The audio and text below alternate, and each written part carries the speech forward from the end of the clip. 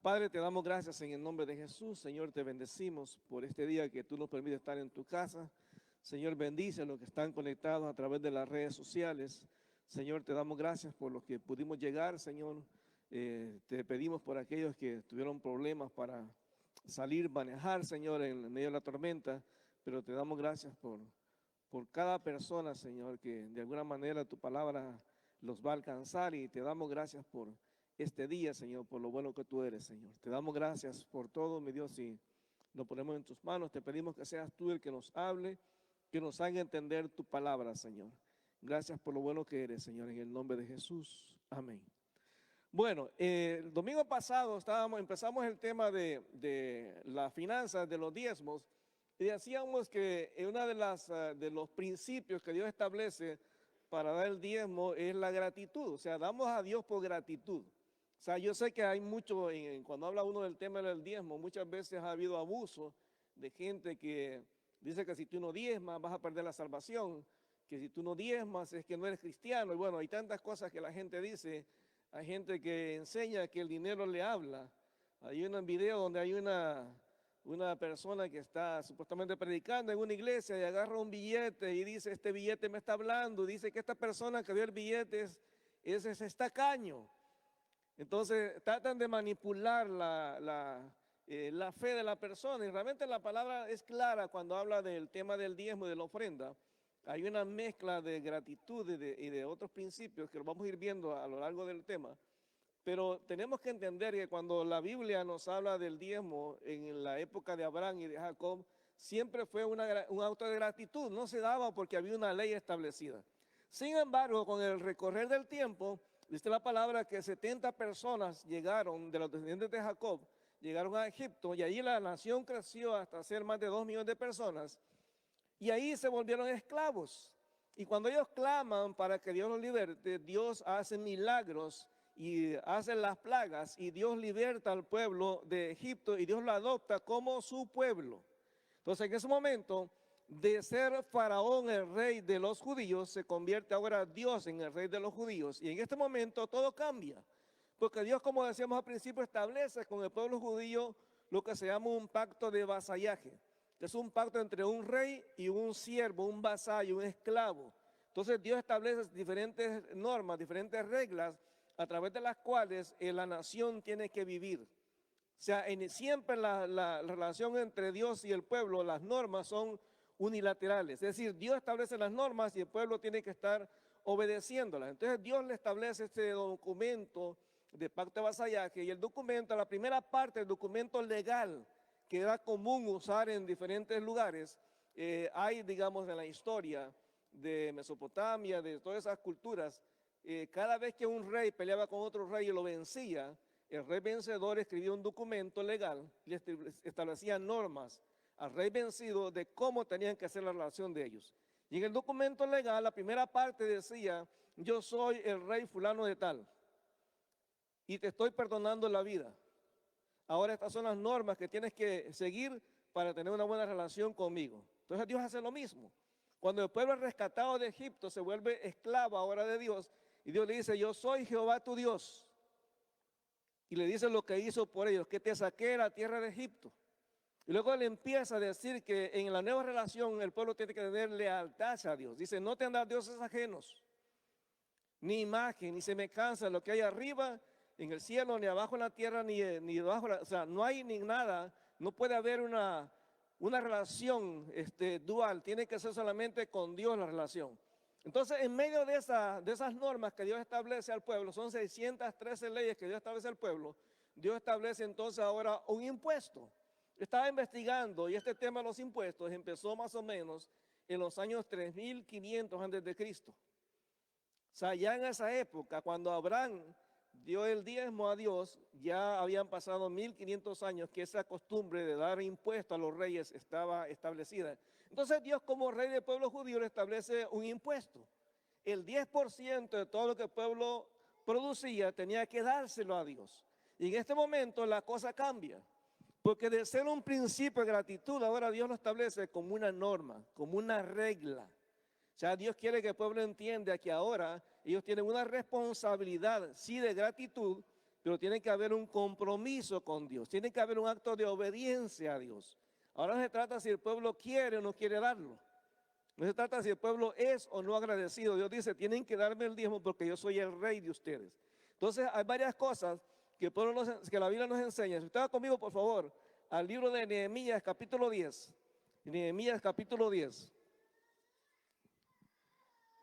En el libro de Nehemías, capítulo 10, en este pasaje, Nehemías nada más nos hace un recuento de lo que era la norma en el tiempo del Antiguo Testamento. Nehemías capítulo 10, versículo 37. Nehemías capítulo 10, versículo 37.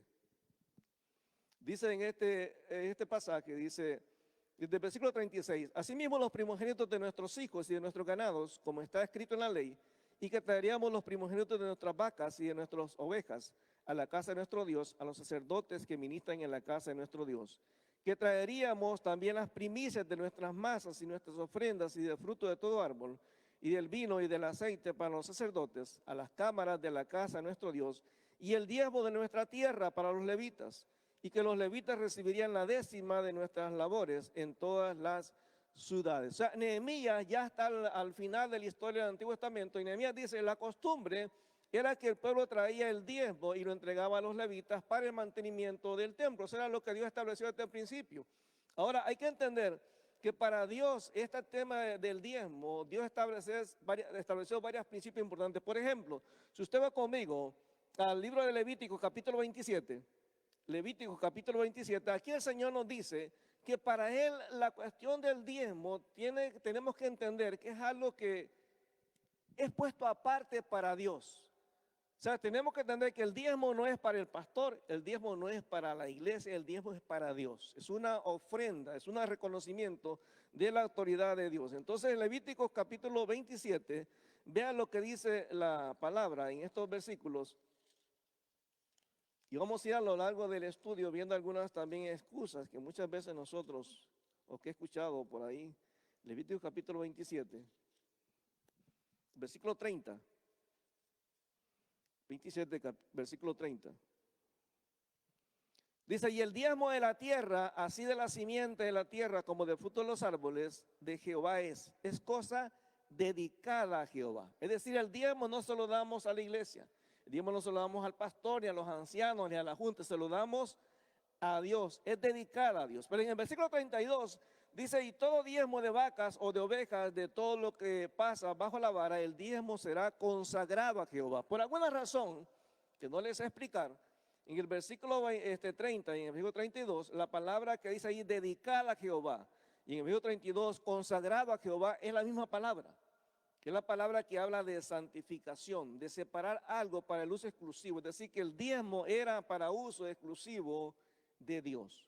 Así que la gente tenía que traer el diezmo al templo o al tabernáculo para el uso de las cosas que tenían que hacer en el tabernáculo, para el mantenimiento de los levitas, porque los levitas no tenían terreno, no tenían tierra, no tenían ciudades, sino que ellos tenían que vivir sirviendo a Dios en las diferentes funciones.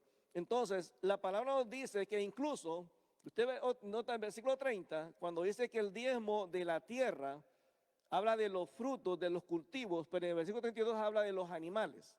Entonces imagínense que de pronto una persona decía, bueno, yo tuve una buena cosecha, le voy a dar el 10% a Dios, pero no me gustaría darle grano. O sea, yo quiero quedarme con el grano que produje.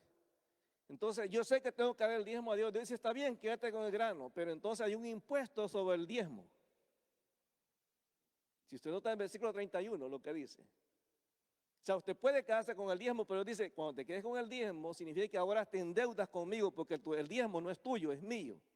Dice el versículo 31, y si alguno quisiera rescatar algo del diezmo, añadirá la quinta parte de su precio por ello. Es decir, que si usted, por ejemplo, yo tengo que darle a Dios $100 de diezmo, y digo, Señor, ¿sabes qué? Necesito los $100 para algún gasto mío. Entonces, ¿qué está diciendo Dios? Que cuando le dé el diezmo la siguiente semana, ¿cuánto tengo que darle?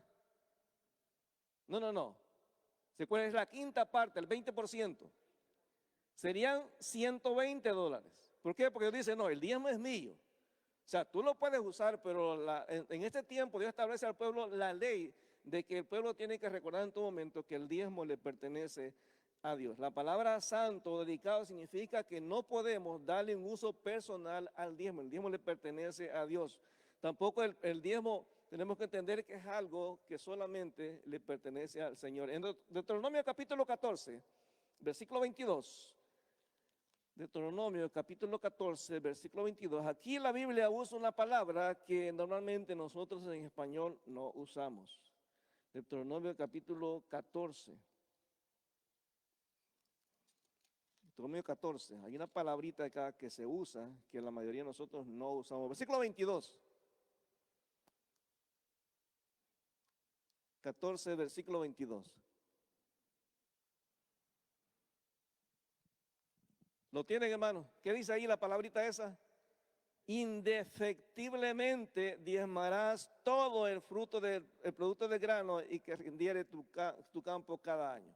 Esa palabra indefectible significa que la norma del diezmo no se puede cambiar, no se puede cuestionar, no se puede hacerle cambios, no se puede decir hasta aquí llegó.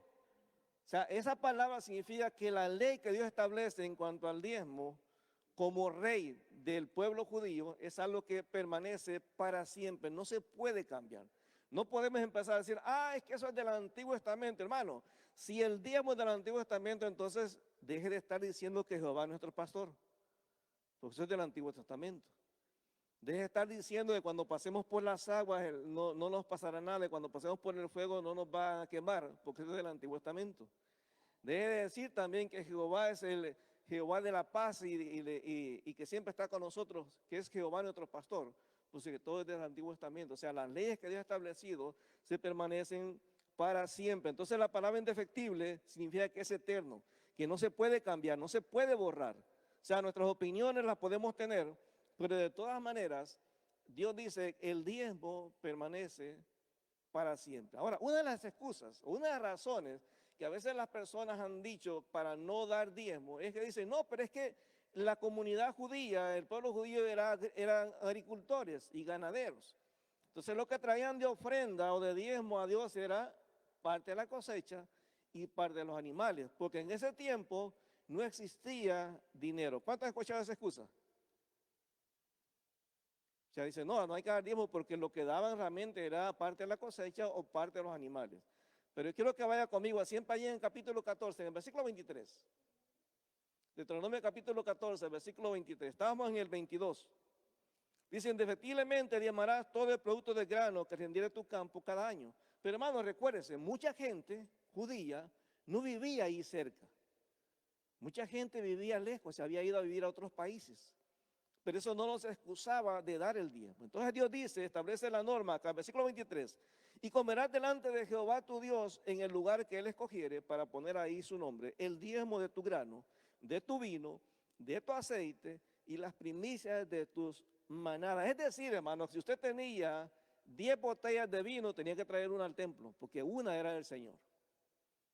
Si tenía 10 libras de frijoles, una libra era del Señor.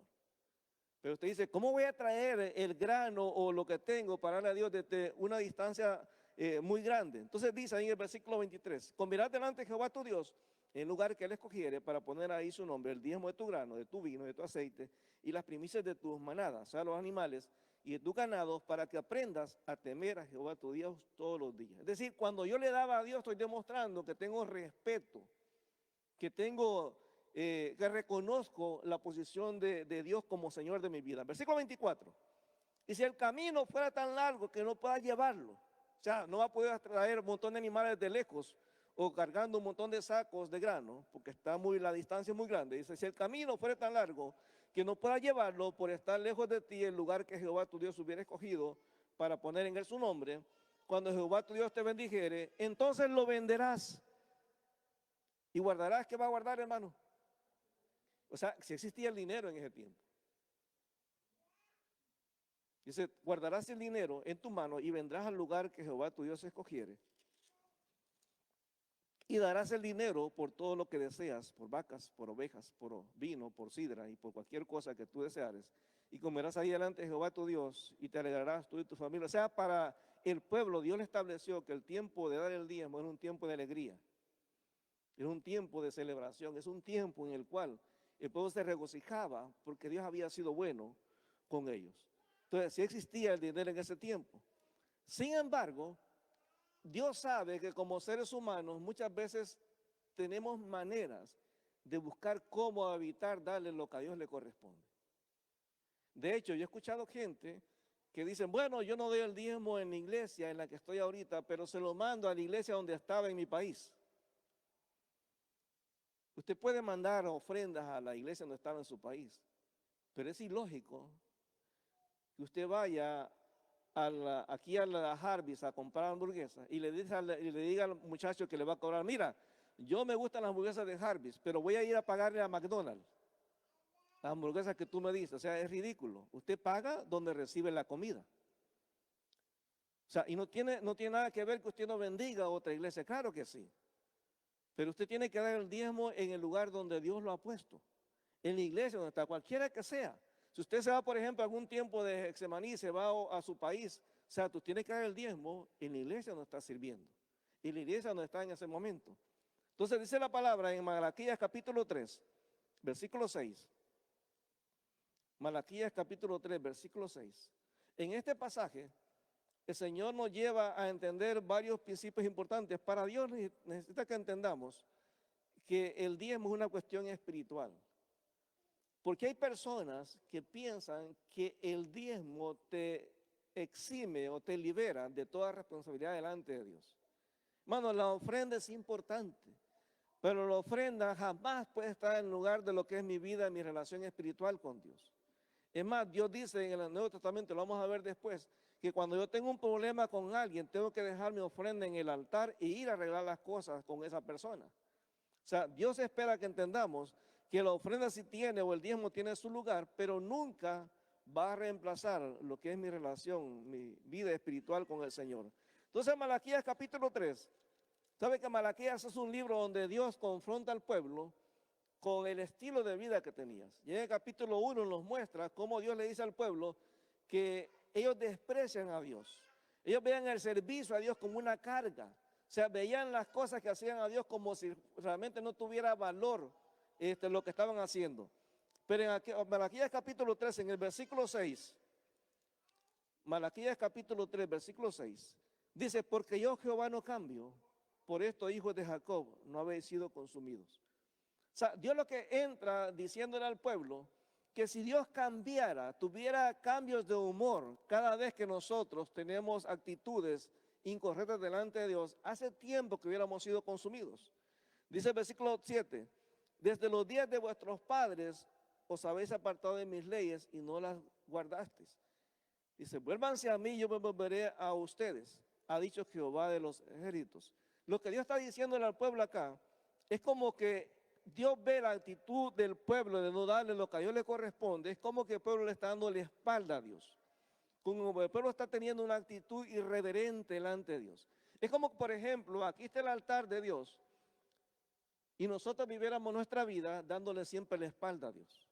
Lo que Dios está diciendo, vuélvete a mí. O sea, mantén una buena relación conmigo y yo la voy a mantener también una buena relación buena contigo. O sea, Dios le está diciendo al pueblo que todo viene de un problema espiritual. Cuando una persona, cuando nosotros no le damos a Dios lo que le corresponde, el problema no está en el dinero. El problema no está en cómo se usa, el problema está aquí, interno. El problema es que hay un problema de pecado en mi vida, que eso me hace que le dé la espalda a Dios. Y en el versículo 6 dice, porque yo Jehová no cambio, por esto hijos de Jacob no habéis sido consumidos. Desde los días de vuestros padres os habéis apartado de mis leyes y no las guardasteis. Volveos a mí, yo me volveré a ustedes, ha dicho Jehová de los ejércitos. Mas dijiste, ¿en qué hemos de volvernos? O sea, la reacción del pueblo es que lo que Dios les está reclamando no tiene sentido. O sea, el pueblo estaba seguro de que lo que estaban haciendo era correcto. O sea, si usted le empieza a preguntar a cada persona la opinión en cuanto al diezmo, la ofrenda, cada persona tiene sus razones válidas. Hay personas que te van a decir, no, mira, yo no diezmo porque no estoy de acuerdo cómo la iglesia usa los diezmos. Hay gente que te va a decir, no, no, yo no diezmo porque yo no creo en eso. Eso es del Antiguo Testamento. Bueno, si es del Antiguo Testamento, arranquemos las páginas del Antiguo Testamento y quedemos solamente con el Nuevo. Hay gente que te va a decir, no, yo no diezmo porque para mí realmente eso es irrelevante. Lo que Dios ve es mi corazón, no lo que le doy. O sea, cada persona va a buscar una excusa. Cada persona va a buscar una razón que justifique el por qué no hago las cosas. Y por eso Dios, cuando le reclama al pueblo, el pueblo se sorprende de que Dios los esté cuestionando, porque dicen, pero espérate, ¿en qué hemos de volvernos a ti? Si estamos bien contigo. O sea, mira, como decía el fariseo, yo voy a la iglesia, te sirvo, hago las cosas que tú me pides, entonces, ¿en qué realmente debo de volverme contigo? Y en versículo 8, el Señor los acusa directamente y le hace la pregunta, ¿robará el hombre a Dios?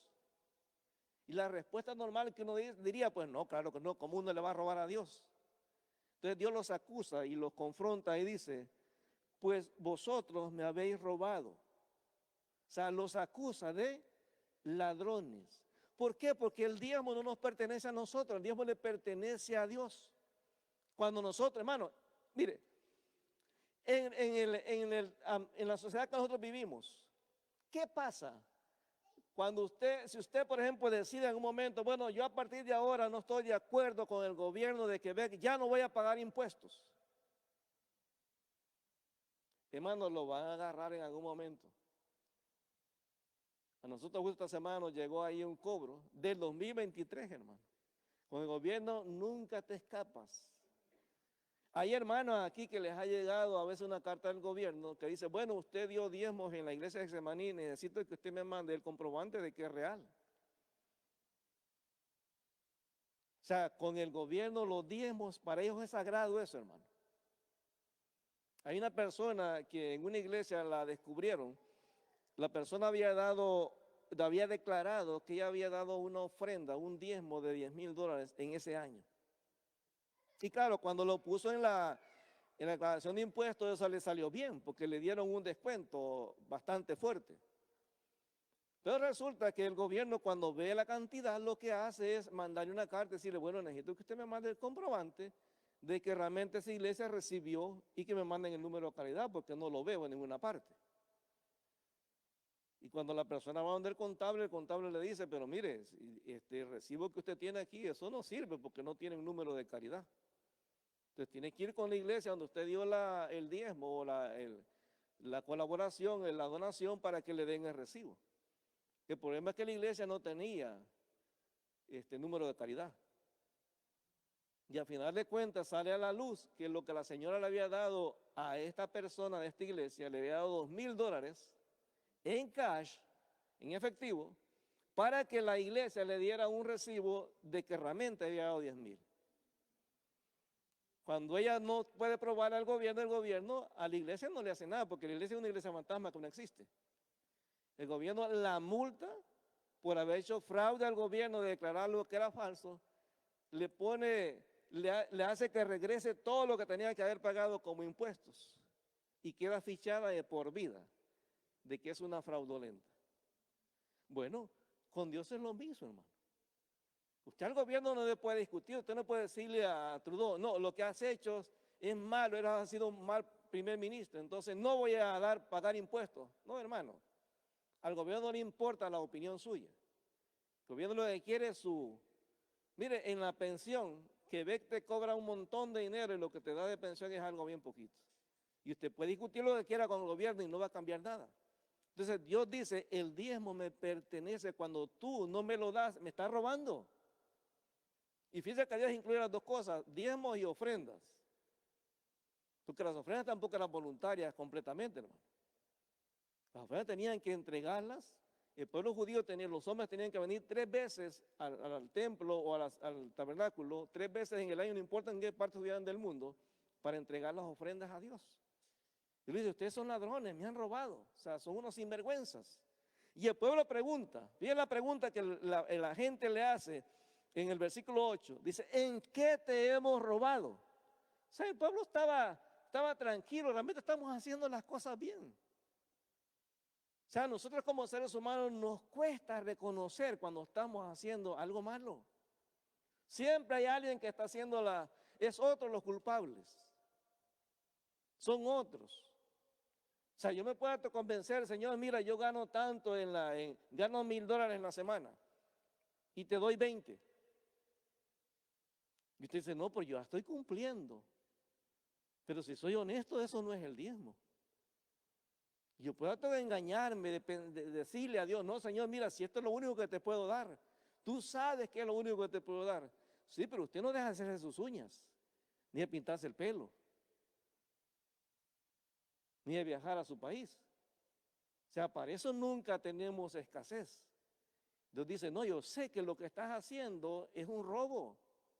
Y Dios por eso confronta directamente al pueblo. Hermano, Dios nunca se anda con medias tintas. Dios le dice las cosas directas.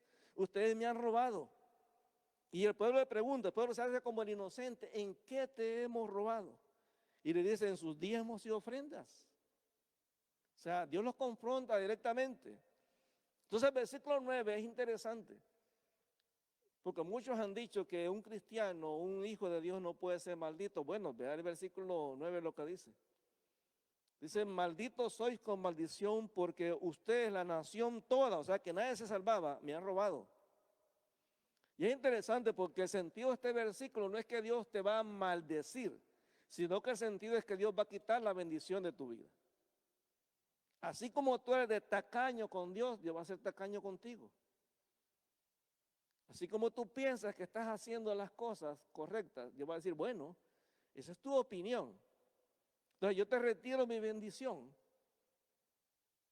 así como tú me has retirado el darme lo que a mí me corresponde. Maldito soy con maldición porque usted, la nación toda, o sea que nadie se salvaba, hermano, nadie. Me había robado. Y en el versículo 10 el Señor hace la invitación, porque hermano, una de las cosas que uno puede ver a lo largo de la Biblia es la gracia y la misericordia de Dios. ¿Cuántas veces usted y yo hemos metido las patas?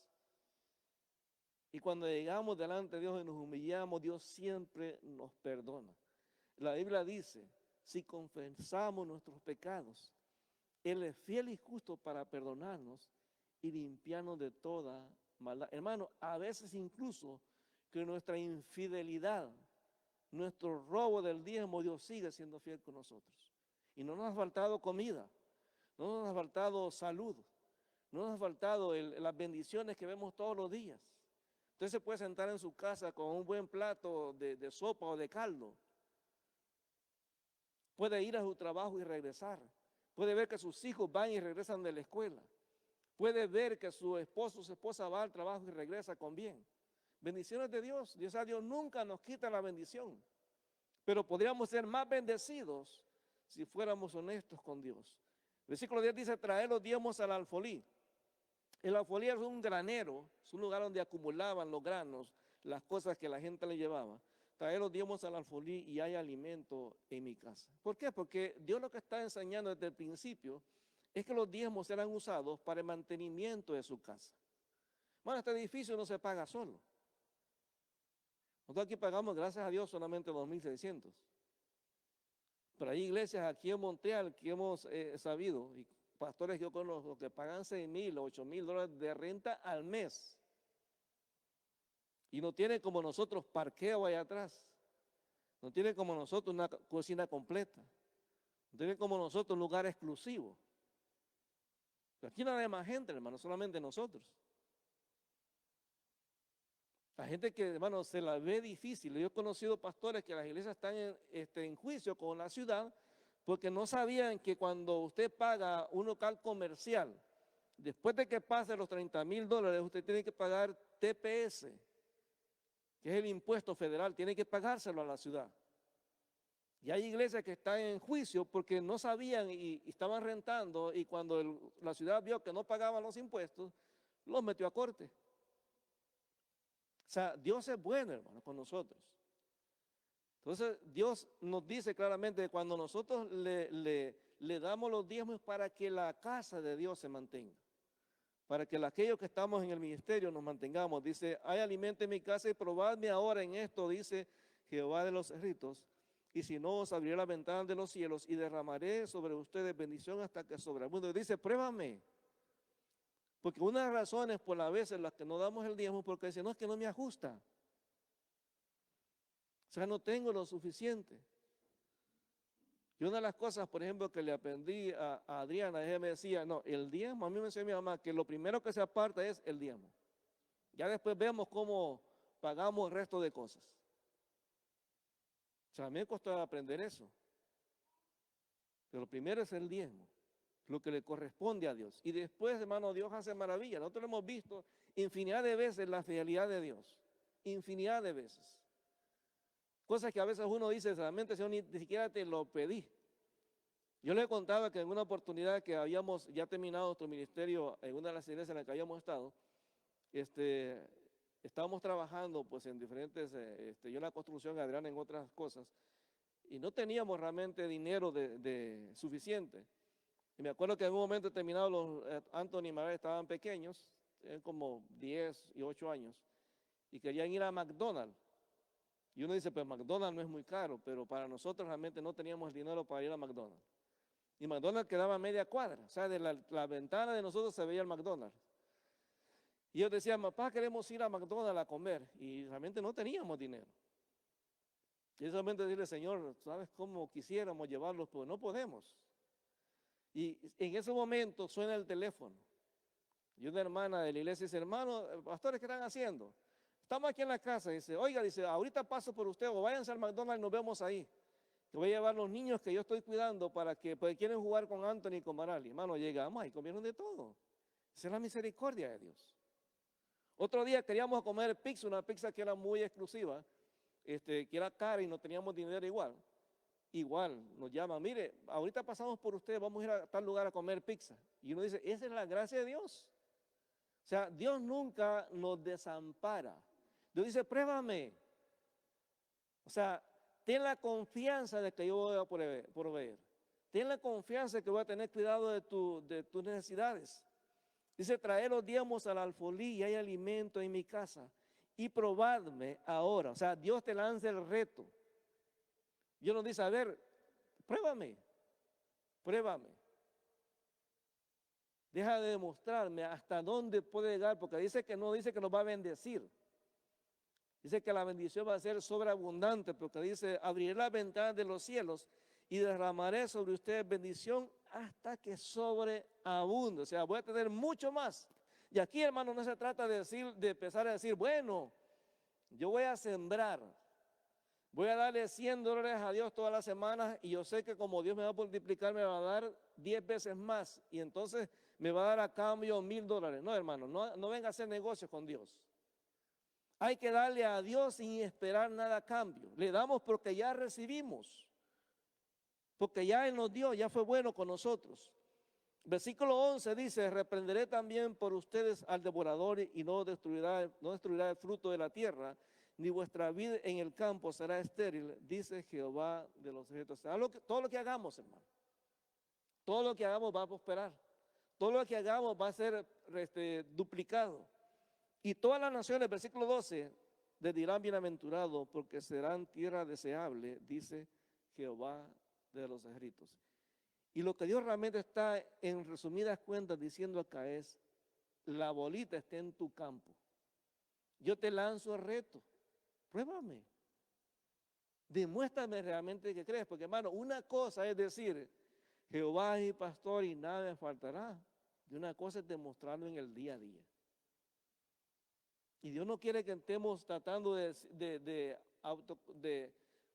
cómo hacer un negocio con Dios, decirle, bueno, yo te doy, pero yo quiero ver claro que me estás dando. Hermano, todos los días Dios nos da, a pesar de que no le demos las cosas que muchas veces Dios nos pide que le demos. Ahora, dice la palabra claramente, Proverbios capítulo 3, versículo 9. Vean lo que dice, por favor. Proverbios 3. Proverbios 3, versículo 9. Proverbios 3, versículo 9 y versículo 10.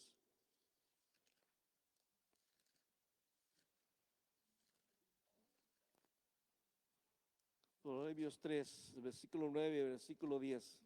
Vea lo que dice en este pasaje. Dice, honra a Jehová con tus bienes y con las primicias de todos tus frutos, y serán llenos tus graneros con abundancia, y tus lagares rebosarán de mosto. Otra vez la promesa, hermano, es, Dios dice, pruébame. Se trata. Porque yo sé que una de las razones que muchas veces nos impide dar el diezmo es la desconfianza. Y si le doy el diezmo y Dios no me da. Bueno, muchas veces las bendiciones nuestras no van a venir en cuestión financiera. Van a venir en buena salud. Van a venir en tener una familia unida. ¿Cuánto darían las personas por mantener su familia unida, sus hijos en el buen camino? Eso no tiene precio, hermano. O sea, el poder tener, mire, hermano, qué bendición aquellos que pueden tener a papá y mamá aquí en este país. Qué bendición. Qué bendición. Denle gracias a Dios porque eso es una bendición. Nosotros tenemos que ir para verlos lejos.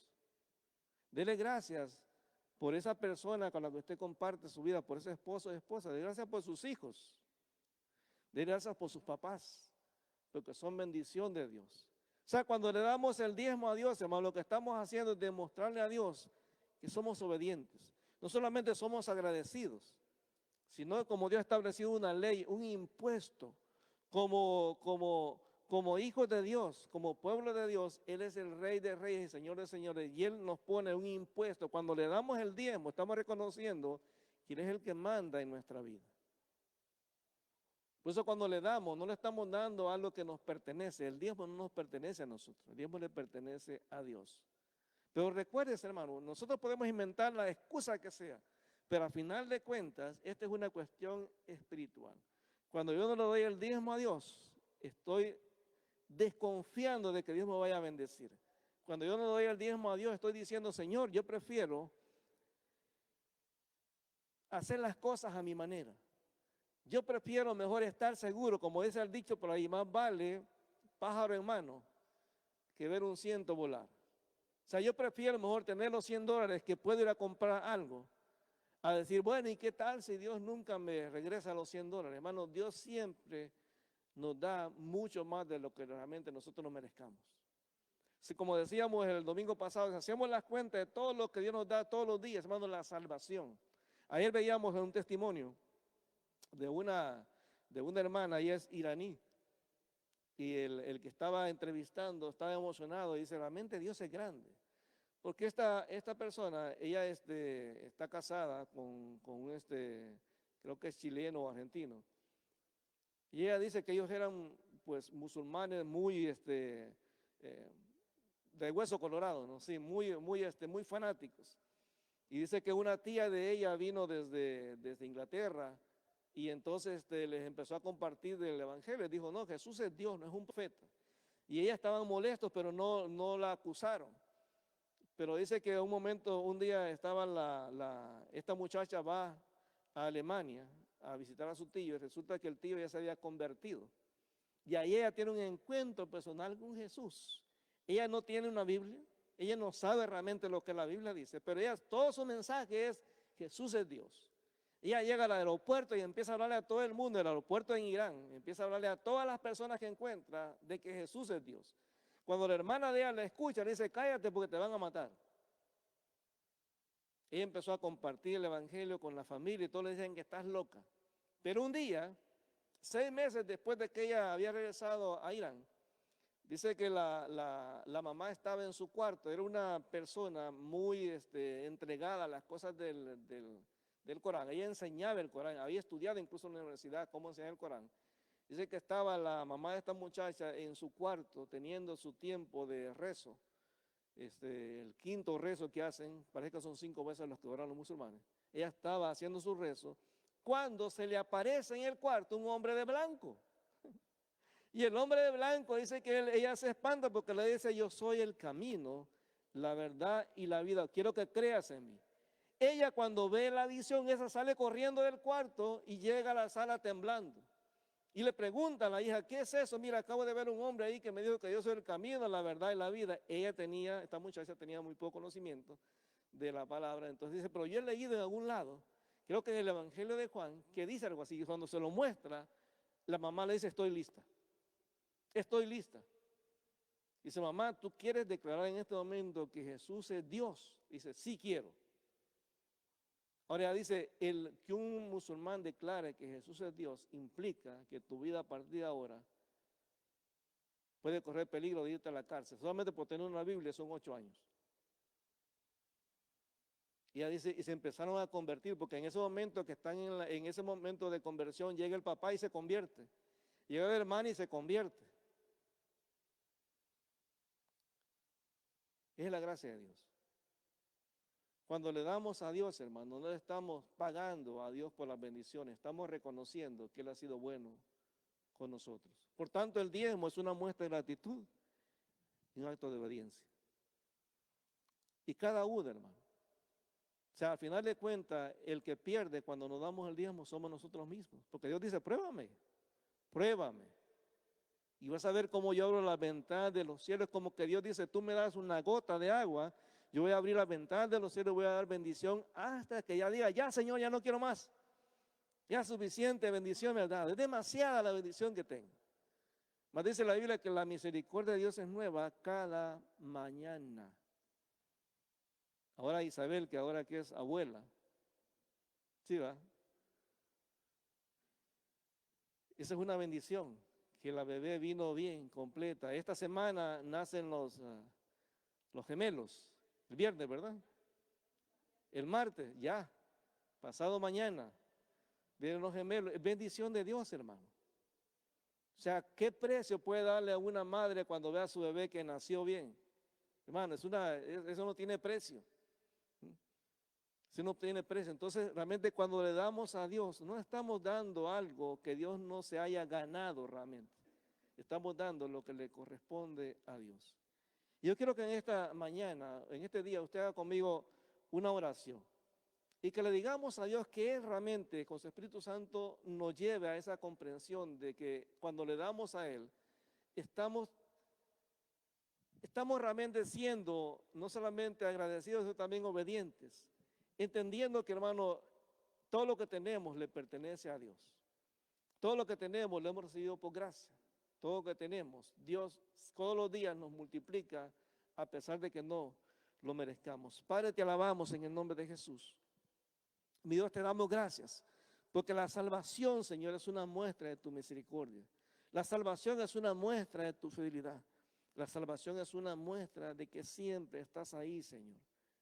Aun cuando, como dice tu palabra, aunque nosotros fuésemos infieles, tú permaneces fiel.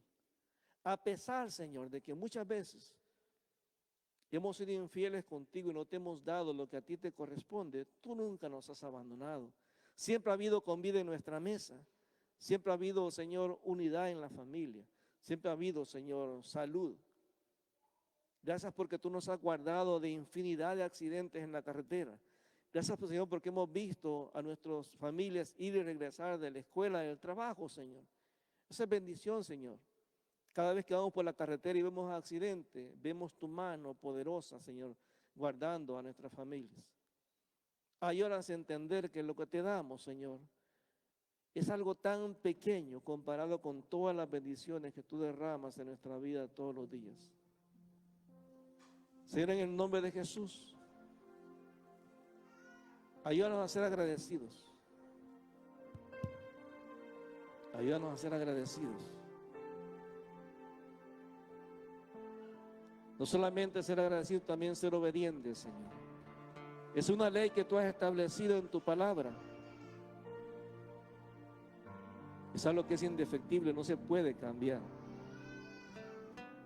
Tú sigues siendo el Rey de Reyes y Señor de Señores. Y es interesante que en la palabra tú usas el título Jehová de los ejércitos.